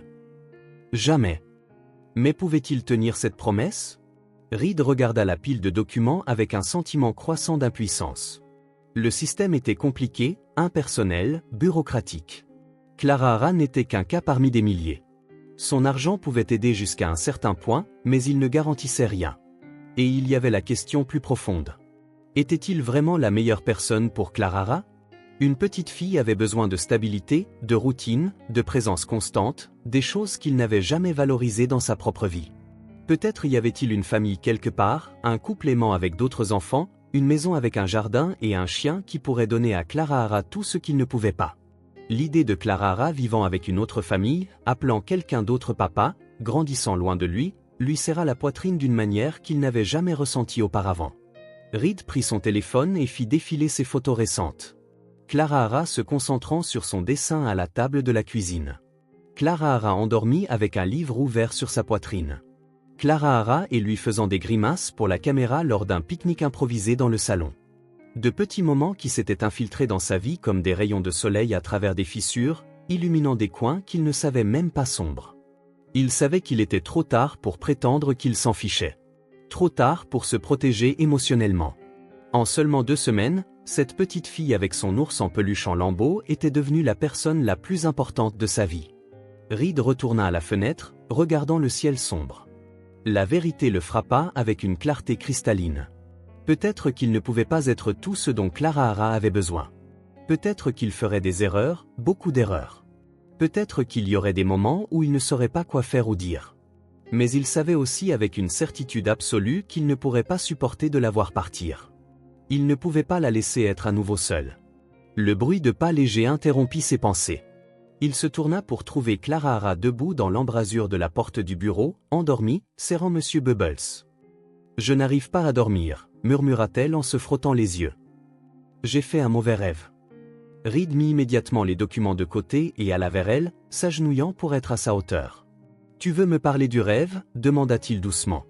Clara secoua la tête. « Je voulais juste voir si tu étais toujours là. » Les mots étaient simples, mais ils portaient le poids de tous les abandons qu'elle avait connus dans sa courte vie. « Je suis là », l'assura Reed, une boule se formant dans sa gorge. « Je serai toujours là. » Il la prit dans ses bras, surpris une fois de plus de sa légèreté. Clara posa sa tête sur son épaule, l'odeur de shampoing pour enfant à la fraise emplissant l'air. « Allons te remettre au lit », dit Reed en la portant dans le couloir sombre. « Tu resteras jusqu'à ce que je m'endorme » demanda-t-elle à voix basse. « Je resterai. » Dans la chambre de Clara, maintenant décorée avec les couleurs et les jouets qu'elle avait choisis, Reed la déposa doucement dans le lit et remonta la couverture jusqu'à son menton.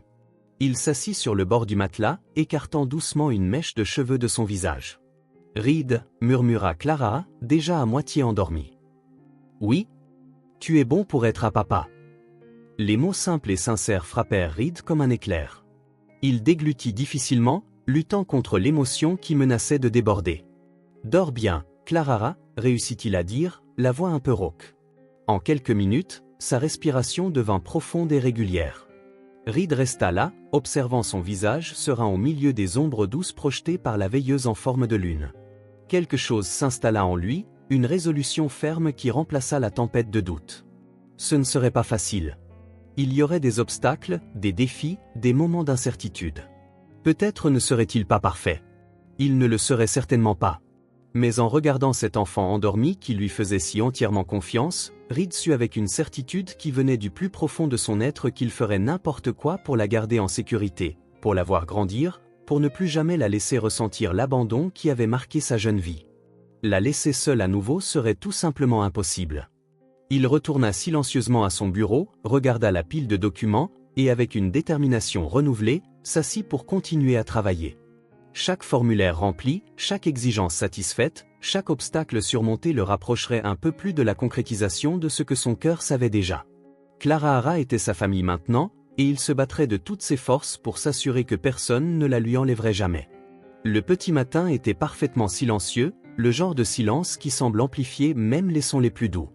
Le tic-tac lointain d'une horloge, le bourdonnement presque imperceptible du réfrigérateur, le soupir occasionnel du vent contre les fenêtres de l'appartement.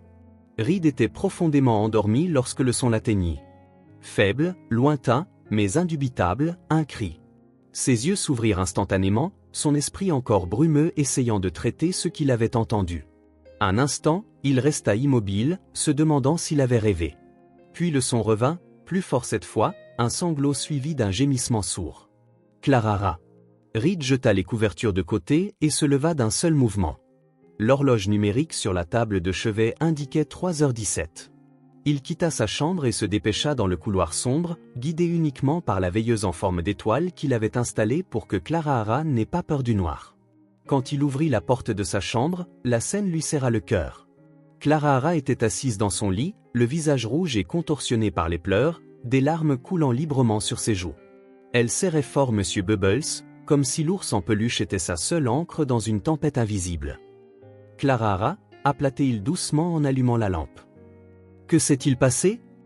Elle leva les yeux vers lui, et Reed remarqua immédiatement que quelque chose n'allait pas. Son visage normalement pâle était rouge, ses yeux trop brillants, et pas seulement à cause des larmes. « Ça fait mal », fut tout ce qu'elle put dire entre deux sanglots en montrant sa gorge. Reed s'approcha rapidement et s'assit sur le bord du lit. Il posa sa main sur son front et sentit la chaleur irradier contre sa paume. De la fièvre, sans aucun doute. « J'ai chaud ici », dit Clara Hara en repoussant la couverture. « Et j'ai fait un mauvais rêve. »« Quel rêve ?» demanda Reed, cherchant déjà le thermomètre qu'il avait acheté dans le cadre de la trousse de premier secours pour enfants que la pharmacie avait livré la semaine précédente. « L'obscurité voulait m'attraper, » répondit-elle, la voix rauque et effrayée. « J'ai couru et couru, mais je ne pouvais pas te trouver. » Reed trouva le thermomètre et le plaça doucement sur le front de Clara Hara. En attendant la lecture, il prit sa petite main chaude dans la sienne. « Je suis là maintenant » l'assura-t-il. « Je ne laisserai aucune obscurité t'attraper. » Le thermomètre bipa. 38,7 degrés Celsius. Pas alarmant, mais certainement une fièvre qui nécessitait une attention. « On va s'occuper de ça » dit-il, gardant sa voix calme malgré l'inquiétude qui commençait à grandir. Il n'avait jamais pris soin d'un enfant malade auparavant. « Tu peux avaler ? J'ai besoin que tu prennes un médicament. » Clara Hara hocha faiblement la tête, sanglotant toujours. Reed alla à la salle de bain et prit le réducteur de fièvre pour enfants que le pédiatre lui avait recommandé de garder à portée de main. Il mesura soigneusement la dose et retourna dans la chambre où Clara Hara était toujours assise, l'air petite et vulnérable contre les oreillers. « Ça va te faire te sentir mieux », promit-il en l'aidant à prendre le médicament. Clara Hara fit une grimace au goût, mais avala docilement. Reed alla ensuite à la cuisine et revint avec un verre d'eau fraîche. « Petite gorgée » ordonna-t-il en tenant le verre pendant qu'elle buvait. Quand elle eut fini, Clara Hara le regarda avec des yeux suppliants. « Reste avec moi. J'ai peur de retourner dans le mauvais rêve. »« Bien sûr que je resterai » répondit Reed sans hésitation. Il s'assit sur le lit, remarquant que Clara Hara frissonnait encore légèrement, ouvrit les bras. Elle se blottit immédiatement contre sa poitrine, Monsieur Bubbles coincé entre eux. Reed pouvait sentir la chaleur de la fièvre à travers son pyjama fin, son petit corps tendu et inconfortable. Soigneusement, il l'installa sur ses genoux, calant son dos contre plusieurs oreillers. Clara Hara se détendit contre lui, sa tête lourde sur son épaule. Reed commença à la bercer doucement, un mouvement instinctif qu'il ne savait même pas connaître. « Tu veux que je te raconte une histoire ?» proposa-t-elle. Elle hocha la tête, les yeux mi-clos. Reed n'était pas doué pour les histoires. Son esprit analytique était plus habitué aux rapports financiers et aux plans stratégiques qu'aux contes de fées.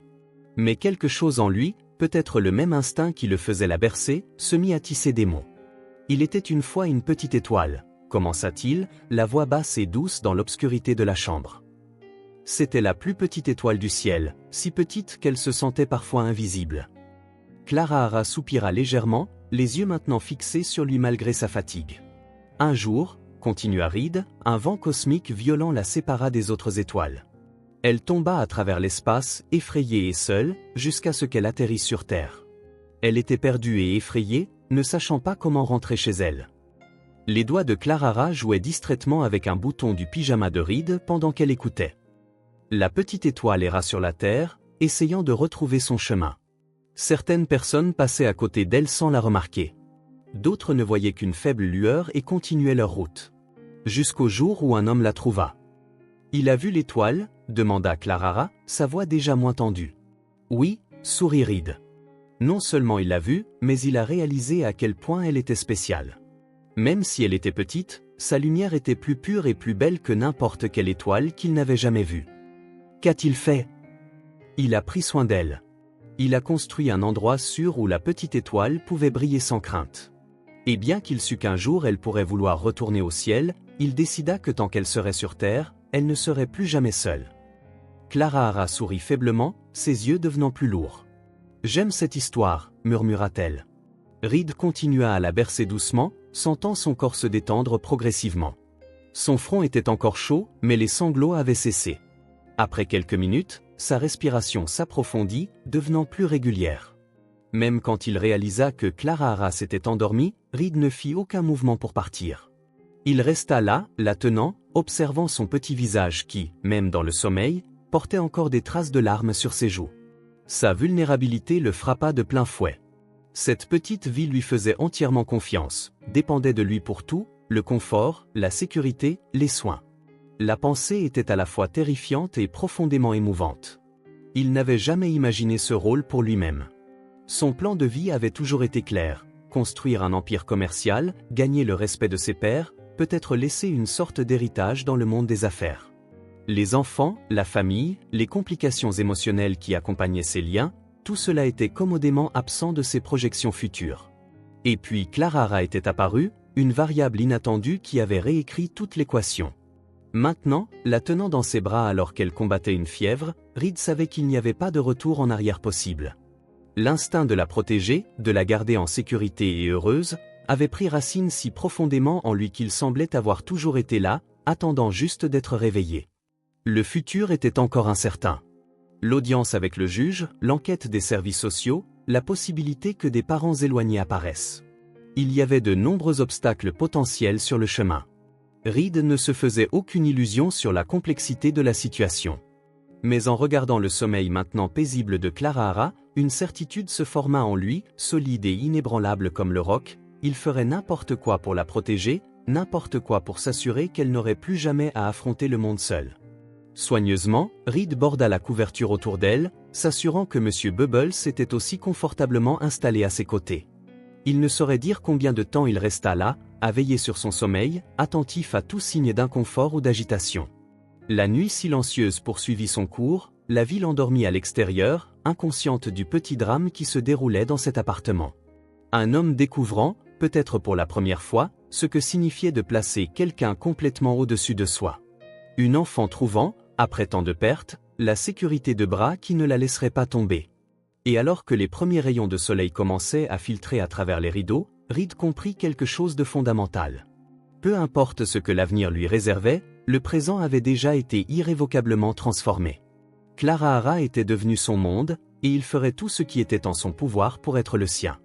C'était un samedi après-midi tranquille. Reed et Clara Hara assemblaient un puzzle dans le salon alors que le soleil d'automne créait des motifs dorés sur le parquet. « J'ai trouvé !» s'exclama Clara Hara, emboîtant une pièce bleue après plusieurs tentatives. Reed sourit, admirant sa détermination, quand la sonnette retentit, interrompant le moment. « On attend quelqu'un » demanda Clara Hara, curieuse. « Non » répondit Reed en fronçant les sourcils. Quand il vérifia l'interphone, son corps se raidit. « Continue le puzzle. »« Je reviens tout de suite. » Clara Hara remarqua la tension dans ses épaules, mais hocha la tête silencieusement alors qu'il se dirigeait vers la porte. De l'autre côté, debout comme une figure sortie de ses souvenirs les plus inconfortables, se trouvait son père. Harold Matthews, 72 ans, cheveux gris parfaitement peignés, costume impeccable, la même expression sévère que toujours. « Père » dit Reed, la voix contrôlée. « C'est inattendu. »« Évidemment » répondit Harold, son regard froid balayant la pièce. « Puis-je entrer, ou allons-nous discuter dans le couloir comme des étrangers ?» Reed hésita, conscient de la présence de Clara Hara dans le salon, mais s'écarta, permettant à son père d'entrer. Harold entra avec la présomption de quelqu'un qui se sent le droit d'occuper n'importe quel espace. Ses yeux trouvèrent immédiatement Clara Hara, qui se tenait maintenant debout, serrant M. Bubbles contre sa poitrine. « Alors, c'est vrai » commenta-t-il, la voix teintée de désapprobation. Lucie a mentionné quelque chose à propos de l'annulation de réunions importantes pour des engagements personnels. Je n'imaginais pas que ce serait ça. Clara, appela Reed, gardant sa voix ferme mais douce. Pourquoi n'irais-tu pas finir le puzzle dans ta chambre? Je viendrai t'aider dans quelques minutes. Clara Hara regarda de Reed à Harold, sentant la tension. Avec un petit hochement de tête, elle attrapa quelques pièces et partit rapidement, jetant un dernier regard inquiet avant de disparaître dans le couloir. Dès qu'il entendit la porte de la chambre se fermer, Reed fit face à son père. « Que veux-tu exactement? Harold examina les changements dans la pièce, les dessins sur le frigo, les jouets organisés dans un panier, un livre pour enfants sur la table. Le conseil d'administration est inquiet, dit-il finalement. Tu as manqué 3 réunions importantes ce mois-ci. Le projet d'Asie de l'Est est pratiquement à l'arrêt. Et maintenant, je découvre que c'est à cause d'une situation domestique. Clara Hara n'est pas une situation, répondit Reed, la voix basse mais ferme. C'est une enfant qui avait besoin d'aide. Ce que Reed ne savait pas, c'est que Clara Hara n'était pas allée dans sa chambre. Poussée par la peur, elle s'était arrêtée dans le couloir, cachée, écoutant chaque mot. Harold laissa échapper un soupir impatient. J'ai toujours su que tu avais cette faiblesse sentimentale. Mais ça, fit-il en désignant l'appartement modifié, c'est pour ça que tu ne te montres pas à l'entreprise. Cette fille va ruiner ton avenir. Dans le couloir, Clara Hara sentit les larmes commencer à couler. Les mots du vieil homme confirmaient sa plus grande peur, qu'un jour, Reed se rende compte qu'elle était un fardeau et la renvoie comme tout le monde. Incapable d'en écouter davantage, elle courut dans sa chambre, fermant doucement la porte avant de se jeter sur le lit, étouffant ses sanglots dans son oreiller. Dans le salon, Reed fit face à son père avec une clarté qu'il n'avait jamais ressentie auparavant. « Je ne vais le dire qu'une seule fois, » dit-il, chaque mot rempli de conviction. « Je vais la garder. Et rien ne changera ça. Tu jettes tout ce que nous... » « Et tu sais quoi ?» l'interrompit Reed. Des années de sentiments refoulés trouvant enfin une voix. « Je serai un bien meilleur père que tu ne l'as été pour moi. » Un lourd silence tomba entre eux. Harold avait l'air d'avoir été physiquement frappé par les mots de son fils. Pendant un bref instant, quelque chose comme de la douleur vacilla dans ses yeux, rapidement remplacé par son masque habituel d'indifférence. « Tu as toujours été têtu, » dit-il finalement. « Tout comme ta mère. Mais quand cette folie échouera inévitablement, ne viens pas chercher mon soutien. »« Je n'en ai jamais eu besoin avant, » répondit calmement Reed. « Je ne vais pas commencer maintenant. » Harold ajusta sa veste. « Le conseil attend ta présence à la réunion de lundi. Ne manque pas celle-ci. » Sans un mot de plus, il se dirigea vers la porte et partit, ne laissant que l'écho de ses pas dans le couloir. Reed resta immobile quelques instants, respirant profondément. La confrontation avait été brève mais intense. Pour la première fois, il ne ressentait pas ce sentiment familier d'inadéquation. Il avait dit exactement ce qu'il pensait, sans reculer. C'est alors qu'il remarqua le silence venant de la chambre de Clara Hara. Soudain inquiet, il s'approcha et frappa doucement à la porte. « Clara Hara, je peux entrer ?» Il n'y eut pas de réponse, juste un faible reniflement. Reed ouvrit lentement la porte. Clara Hara était recroquevillée sur le lit, serrant M. Bubbles, le visage taché de larmes. Son cœur se serra en voyant le regard d'impuissance dans ses yeux. « Et » dit-il doucement en s'asseyant sur le bord du lit. « Qu'est-ce qui s'est passé ?» « J'ai entendu » avoua-t-elle à voix basse, incapable de le regarder. « Ton père ne m'aime pas. » Reed sentit une vague de culpabilité. Il aurait dû être plus prudent. « Mon père ne te connaît pas, » répondit-il doucement. « Il me connaît à peine, pour être honnête. » Clara Hara leva enfin les yeux, rouge d'avoir pleuré. « Je dois partir ?» demanda-t-elle, la voix tremblante de la peur de l'abandon. Reed prit ses petites mains dans les siennes, la regardant droit dans les yeux. « Non » dit-il avec une fermeté absolue. « Je veux que tu restes avec moi, ici. C'est ta maison maintenant. »« Même si je ruine ton avenir » demanda-t-elle, répétant les mots cruels. « Tu ne ruines rien du tout » affirma Reed. « En fait, tu rends mon avenir bien meilleur, plus heureux. » Clara Hara l'étudia un long moment, comme si elle cherchait le moindre signe d'incertitude. Ce qu'elle vit dut la convaincre, car lentement, avec hésitation, la peur sur son visage laissa place à un espoir fragile. « Promis » murmura-t-elle. « Promis » répondit Reed sans hésitation. « Nous sommes ensemble là-dedans, Clara Hara. Rien de ce que mon père ou qui que ce soit d'autre dit ne changera ça. » À sa surprise, Clara Hara se jeta dans ses bras, le serrant avec toute la force que son petit corps possédait. Reed la serra contre lui, sentant ses larmes mouiller sa chemise. Mais ce n'étaient plus des larmes de peur. Pour la première fois depuis qu'il l'avait trouvée sur ce trottoir, Clara Hara croyait vraiment qu'elle ne serait pas abandonnée, qu'elle avait enfin trouvé un endroit où elle appartenait. Et Reed, la serrant fort, fit la promesse silencieuse qu'il ferait tout ce qui était en son pouvoir pour ne jamais briser cette confiance précieuse et durement gagnée. L'appartement resta silencieux après le départ d'Harold. Reed s'assit sur le canapé à côté de Clara Hara, tous deux perdus dans leurs pensées. Le puzzle inachevé sur la table basse semblait oublié dans le tourbillon d'émotions que la confrontation avait suscité. Clara Hara s'accrochait au bras de Reed, sa petite main agrippant fermement la manche de sa chemise comme si elle craignait qu'il ne disparaisse. « Ça va ?» demanda Reed, rompant le silence. Clara Hara hocha la tête, mais ses yeux gardaient encore une ombre d'inquiétude. C'est à ce moment-là, en regardant son visage encore marqué par les larmes récentes, que Reed prit sa décision. Il ne pouvait plus remettre ça à plus tard. Les mesures temporaires, les solutions provisoires, rien de tout cela n'était suffisant. Clara Hara méritait plus que l'incertitude. « Clara Hara, dit-il en se tournant vers elle, tu te souviens quand on a parlé que tu resterais ici ?» Elle hocha la tête, suspendue à ses lèvres. « Je veux que ce soit officiel, permanent. Je veux t'adopter, si tu es d'accord. » Les yeux de Clara Hara s'écarquillèrent, essayant d'absorber tout le sens de ces mots. « Adopter » répéta-t-elle. « Comme, être ta vraie fille ?»« Exactement » confirma Reed. « Légalement, officiellement, pour toujours. » Un instant, Clara Hara resta immobile. Puis, lentement, un sourire illumina son visage, partant de ses lèvres et se propageant à ses yeux. « Je veux bien », dit-elle, sa voix petite mais décidée. Le lendemain matin, Reed appela son avocat et prit rendez-vous pour entamer formellement la procédure d'adoption. Le chemin serait long et potentiellement compliqué, mais il était déterminé à ce que rien ne l'arrête. Les semaines suivantes passèrent dans un tourbillon d'activités. Des formulaires sans fin furent remplis, des déclarations signées, des documents rassemblés. L'appartement de Reed fut soumis à des inspections, ses antécédents furent examinés, ses finances scrutées, sa routine évaluée. Melissa Carter, l'assistante sociale assignée à l'affaire, était une femme d'âge mûr aux yeux gentils mais observateurs qui ne manquait rien.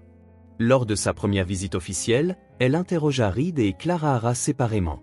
« Comment te sens-tu en vivant ici, Clara Hara ?» demanda Melissa. Clara Hara, assise sur le lit avec Monsieur Bubbles sur ses genoux, réfléchit un instant. « Heureuse, répondit-elle simplement. Reed m'écoute et il ne me crie jamais dessus, même quand je renverse des choses. Melissa sourit. Et aimerais-tu qu'il devienne officiellement ton père? Clara Hara hocha vigoureusement la tête. Il est déjà mon papa dans mon cœur, dit-elle en posant une petite main sur sa poitrine. Il faut juste que ce soit sur papier. Dans le salon, Reed fit face à ses propres questions difficiles.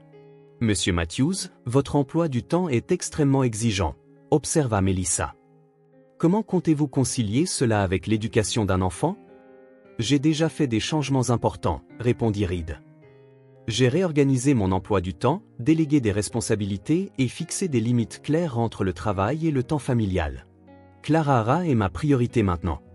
Melissa l'étudia. Qu'est-ce qui vous fait croire que vous pouvez offrir à Clara Hara ce dont elle a besoin? Reed prit une profonde inspiration. Honnêtement, j'apprends tous les jours. Je fais des erreurs. Mais ce que je peux garantir, c'est que Clara Hara ne ressentira plus jamais l'abandon ou la négligence. Elle aura la stabilité, l'éducation, des opportunités, et surtout, un amour inconditionnel. Au fur et à mesure que le processus avançait, l'anxiété de Reed grandissait. Chaque nouvelle exigence, chaque nouvelle enquête semblait être une barrière potentielle. Et s'il trouvait un parent éloigné de Clara Hara? Et s'il considérait son passé de bourreau de travail comme un facteur de disqualification? Et si son père essayait d'interférer? Une nuit, après avoir mis Clara Hara au lit, Reed s'assit dans le salon sombre, le dossier d'adoption ouvert devant lui. La peur de perdre Clara Hara était devenue une constante dans ses journées. « Je ne les laisserai pas t'emmener loin de moi », murmura-t-il pour lui-même, une détermination renouvelée renforçant sa résolution. Pendant ce temps, Clara Hara s'épanouissait de jour en jour. Le traumatisme de ses expériences passées n'avait pas disparu. Il y avait encore des cauchemars occasionnels, des moments d'insécurité, des réflexes de quelqu'un qui avait connu la faim et l'abandon. Mais il y avait aussi une nouvelle confiance en elle. En thérapie hebdomadaire, Clara Hara commença à traiter ses expériences. « J'ai un endroit maintenant », dit-elle à sa thérapeute. « Et quelqu'un qui s'occupe de moi. » À l'école maternelle où elle était temporairement inscrite, Clara Hara racontait fièrement aux autres élèves son nouveau papa et l'appartement où elle vivait maintenant. Elle dessina d'innombrables versions d'elle-même et de Reed ensemble, se tenant toujours la main, souriant toujours sous un grand soleil jaune. Pour Reed, la transformation de sa propre vie était tout aussi profonde. L'exécutif obsédé par le travail trouvait maintenant sa plus grande satisfaction dans les petits moments. aider Clara Hara avec ses dessins, lire des histoires avant de dormir, célébrer quand elle apprenait à faire ses lacets. Je n'imagine plus ma vie sans elle, avoua Reed à son avocat alors qu'ils examinaient les derniers détails du processus. C'est comme si elle avait toujours été censée être là. Enfin, après 3 mois de paperasse, de réunions et d'attentes anxieuses, le grand jour arriva. Le tribunal de la famille était un lieu solennel, avec des couloirs en marbre et de lourdes portes en bois. Reed, portant son plus beau costume, tenait la main de Clara Hara. Elle portait une robe bleu clair achetée spécialement pour l'occasion. Nerveuse, demanda-t-il, remarquant comment elle serrait M. Bubbles. Clara Hara secoua la tête, mais ses yeux agités trahissaient son anxiété. Et si le juge dit non? Reed s'agenouilla à sa hauteur. Alors nous continuerons d'essayer. Je n'abandonne pas, Clara Hara. Jamais. La salle d'audience était moins intimidante qu'il ne l'avait imaginé, plus petite et plus confortable, avec le juge Thompson, un homme aux cheveux gris et au sourire bienveillant, présidant les débats. Pendant que l'avocat présentait le cas et que l'assistante sociale donnait son rapport positif, Reed gardait son regard fixé sur Clara Hara, qui balançait ses jambes sur une chaise trop grande pour elle. Leurs regards se croisèrent, et il lui fit un clin d'œil, un geste de réconfort. Après ce qui sembla une éternité, le juge Thompson prit enfin la parole. Après avoir examiné tous les documents et preuves présentés, je suis convaincu que cette adoption est dans le meilleur intérêt de l'enfant. Par conséquent, je confirme officiellement l'adoption de Clara Hara Matthews par Reed Matthews, avec tous les droits et responsabilités qui accompagnent la relation parent-enfant. Le léger coup de marteau scella la décision, mais Reed l'entendit à peine. Son attention était entièrement tournée vers Clara Hara, dont le visage s'illumina en comprenant ce qui venait de se passer. « C'est fini ?» demanda-t-elle, regardant entre Reed et l'avocat. « C'est officiel ?» « Oui », confirma Reed, la voix étranglée par l'émotion. « C'est officiel. Nous sommes une famille, maintenant. » Clara Hara n'attendit pas un mot de plus. Avec un petit cri de joie, elle sauta de sa chaise et courut vers Reed, se jetant dans ses bras avec une telle force qu'elle faillit le renverser.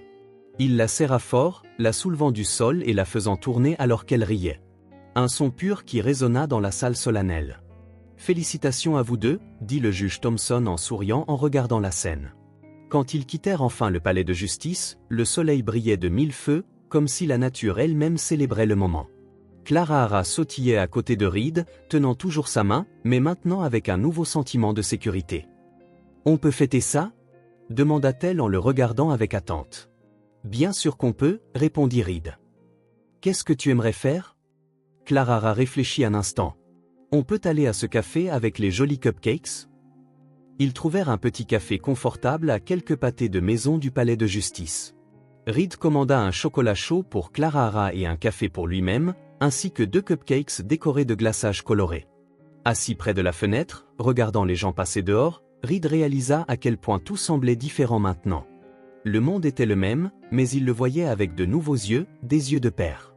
Clara Hara grignotait son cupcake d'un air pensif, une moustache de glaçage se formant au-dessus de sa lèvre supérieure. « À quoi penses-tu » demanda Reed. Elle le regarda, une expression étonnamment sérieuse sur son jeune visage. « J'ai toujours rêvé d'aller à l'école », avoua-t-elle, sa voix presque un murmure, comme si elle révélait un secret précieux. Maman disait que l'école était magique, que les livres pouvaient m'emmener n'importe où. Reed sentit une vague de tendresse en pensant à la mère de Clara Hara, une femme qui, malgré ses difficultés, avait planté des rêves et de l'espoir dans le cœur de sa fille. Il tendit la main sur la table et prit sa petite main dans la sienne. « Maman, tu peux » répondit-il fermement. « Nous choisirons une école ensemble. La meilleure école, où tu pourras apprendre tout ce que tu veux. » Les yeux de Clara Hara pétillèrent. « Je pourrai apprendre à lire tous les livres du monde. »« Tous » promit Reed en souriant. « Et puis tu pourras écrire les tiens. » L'avenir, qui avait semblé si incertain pour eux deux, s'ouvrait maintenant devant eux, plein de possibilités infinies. 2 semaines plus tard, Reed gara la voiture devant l'école primaire de Westbrook, une institution respectée avec un solide programme en arts et sciences. C'était le premier jour d'école. Clara Hara portait son nouvel uniforme, une jupe plissée, un chemisier blanc et un pull bleu marine. Le sac à dos violet qu'elle avait choisi semblait presque trop grand pour ses petites épaules. « Prête ?» demanda Reed, ajustant légèrement le nœud papillon qu'elle avait insisté pour porter. Clara Hara prit une profonde inspiration et hocha la tête, un mélange de nervosité et d'excitation sur son visage. « Attends, dit Reed en sortant son téléphone. Immortalisons ce moment. Clara Hara posa fièrement à l'entrée de l'école, tenant son sac à dos à 2 mains. Son sourire était radieux, plein d'espoir et d'anticipation pour ce qui allait venir. Après l'avoir déposé dans sa classe et avoir rencontré son enseignante, une femme chaleureuse nommée Madame Martinez, qui gagna immédiatement la confiance de Clara Hara, Reed retourna à son bureau pour la première fois depuis des semaines. À la fin de la journée, quand il alla la chercher, Clara Hara courut vers lui dans la cour de l'école, portant une pile de papiers et parlant sans arrêt de sa nouvelle amie, Lily, de la bibliothèque géante, et de la façon dont Madame Martinez avait loué son dessin. On dirait que c'était une super journée, commenta Reed en l'aidant à monter dans la voiture. La meilleure, acquiesça Clara Hara, toujours rayonnante. On peut aller au parc avant de rentrer à la maison? Je veux te montrer ce que j'ai appris aujourd'hui. Au parc, Clara Hara récita fièrement les lettres de l'alphabet qu'elle avait pratiquées et montra comment elle pouvait compter jusqu'à 20 sans se tromper. Reed applaudit chaque démonstration, véritablement impressionné par sa rapide absorption des connaissances. Alors qu'ils étaient assis sur un banc à regarder le coucher du soleil, Reed réalisa qu'il voulait aussi immortaliser ce moment. On prend une photo ensemble, suggéra-t-il en s'asseyant à côté d'elle. Clara Hara se redressa immédiatement, se penchant contre lui alors que Reed étendait son bras pour les cadrer tous les deux dans le selfie. À la dernière seconde, elle tourna le visage et lui fit un bisou sur la joue juste au moment où il appuyait sur le bouton. La photo captura parfaitement le moment, Reed souriant, surpris et ému, et Clara Hara avec ses lèvres pressées contre sa joue, les yeux fermés de pure joie. En rentrant à la maison, Clara Hara demanda à voir la photo. Elle la regarda un long moment, puis courut dans sa chambre. Elle revint quelques minutes plus tard avec une feuille de papier colorée où elle avait soigneusement écrit d'une main enfantine mais déterminée, « Notre famille. Je t'aime, papa. » Reed resta immobile, frappé par la force de ces mots simples, surtout le dernier. C'était la première fois que Clara Hara l'appelait papa. « On peut mettre la photo et ma note sur le mur ?» demanda-t-elle, le regardant avec espoir. « Encore mieux, » répondit Reed, la voix légèrement rauque. On va les mettre dans un cadre spécial. Cette nuit-là, après que Clara Hara se fut endormie, Reed plaça soigneusement la photo et la note dans un cadre en argent qu'il avait acheté des semaines plus tôt, comme s'il avait su d'une manière ou d'une autre que ce moment viendrait. Il l'accrocha au mur du salon, au centre, là où ce serait la première chose que quiconque verrait en entrant. Il fixa l'image pendant un long moment. Lui et Clara Hara, maintenant officiellement père et fille, leur sourire reflétant la joie qu'ils avaient trouvée l'un en l'autre. En dessous, les mots simples mais profonds, « Notre famille. Je t'aime, papa. » Pour la première fois de sa vie d'adulte, Reed sentit qu'il avait un vrai foyer. Pas seulement un appartement élégant où il dormait et travaillait, mais un foyer, un lieu d'appartenance, de liens qui transcendaient les contrats et les documents juridiques. Un endroit où, contre toute attente, 2 âmes solitaires s'étaient trouvées et avaient créé une famille. Si cette histoire vous a touché, abonnez-vous à la chaîne et activez les notifications pour ne pas manquer les prochaines. Laissez un like, car cela aide cette histoire à être recommandée à plus de personnes. On se retrouve dans la prochaine vidéo.